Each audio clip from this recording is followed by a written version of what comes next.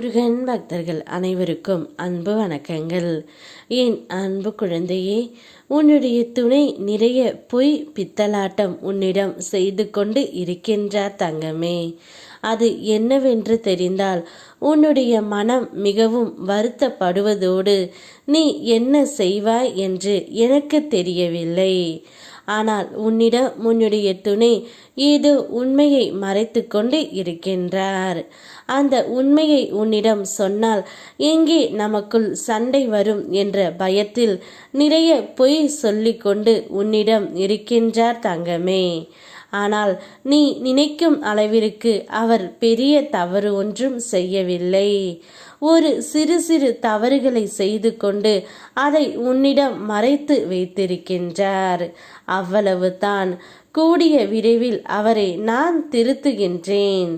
உன் தேவைகளுக்காக நீ எதிர்பார்த்த பணம் வரும் வாய்ப்புகள், வீட்டுக்கு நிலையான யோசனைகள், உடம்புக்கு தேவைப்படும் ஆற்றல், மனதுக்கு தேவைப்படும் நிம்மதி, இவையெல்லாம் புறம் பார்த்து நின்றன. இப்போது உனக்கு ஒன்றொன்றாக வர ஆரம்பிக்கின்றன. அனைத்து புண்ணியங்களும் ஒன்று சேர்ந்து உனக்காக ஒரு புதிய பாதையை திறக்கப் போகின்றது. தாமதமானதாக இருக்கலாம், ஆனால் நிலையானது. இனிமேல் நம்பிக்கையை விட்டுவிடாதே. அதுதான் இந்த புண்ணிய பலன்களை உனக்காக நல்லதை செய்ய வருகின்றன. இனி உன் வாழ்க்கை ஒரு புதிய முடிவை எடுக்கப் போகின்றது. அது வெற்றியால் நிரம்பியது தான். நான் உன்னுடன் இருப்பேன் எப்பொழுதும். நான் கூறுவது உண்மைதான் தங்கமே. நல்ல காலம் உனக்கு இப்பொழுது காத்து கொண்டு இருக்கின்றது. பாவ காலம் முடிந்துவிட்டது. நல்ல நேர்மறை சிந்தனைகளோடு உனக்கு என்ன வேண்டும் என்பதில் ஒரு தெளிவான முடிவோடு வாழ்க்கை எதிர்கொள். நல்லபடியாக நடக்கும். நீ ஒரு பொருள் வாங்கணும் என்று நினைத்தாய், ஒரு வீடு கட்டணும் என்று கனவு கண்டாய். ஆனால் ஒன்றும் நடக்கவில்லை என்று சோர்ந்து போகின்றாய். நீ விருப்பப்பட்டதை நான் தராமல் இருக்க மாட்டேன். அதற்கான தகுதி உனக்கு முழுமையாக இருக்கின்றது.